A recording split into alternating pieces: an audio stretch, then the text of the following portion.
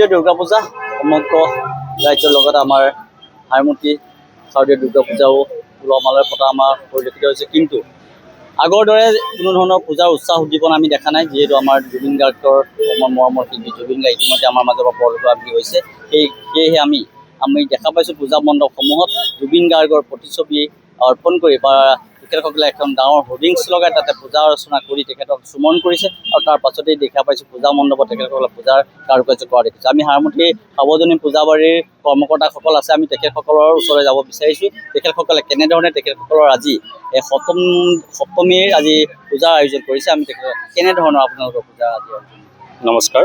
সৰ্বপ্ৰথমে অসমবাসী ৰাইজলৈ আমি শাৰদীয় দুৰ্গা উৎসৱৰ শুভেচ্ছা জ্ঞাপন কৰিছোঁ। আপোনালোকে ইতিমধ্যে গম পাইছে যে আমাৰ মাজৰ পৰা আমাৰ জুবিন দা ইতিমধ্যে হেৰাই গৈছে।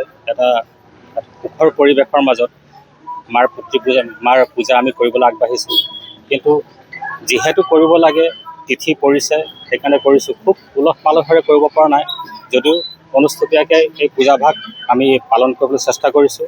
কাৰণ বৰ্তমান সময়ত কাৰো মনত এই পূজাৰ যিটো ভাৱ, যিটো সুখ, সেই সুখটো নাই। কিন্তু যিহেতু অনুষ্ঠানটো কৰিব লাগে সেইবুলিহে কৰিছোঁ। গতিকে এইখিনিয়ে আৰু আপোনালোকে ইতিমধ্যে দেখিছে। হয়, আমি উপস্থিত আছোঁ হাৰমতি সাৰ্বজনীন পূজাবাৰী মণ্ডপত। গতিকে হাৰমতি পূজাবাৰী মণ্ডপৰ আমাৰ পৰিৱেশ দেখুৱাব বিচাৰিছোঁ। আগত যেনেধৰণে পূজা ইয়াতে উদযাপন হৈছিল তেনেধৰণৰ কোনো ধৰণৰ উৎসাহ উদ্দীপনা আমাৰ হাৰমতি অঞ্চলৰ যিসমূহ পূজাবাৰী আছে সেই পূজাবাৰীসমূহত তেনেধৰণৰ কোনো উৎসাহ উদ্দীপনা দেখা নাই।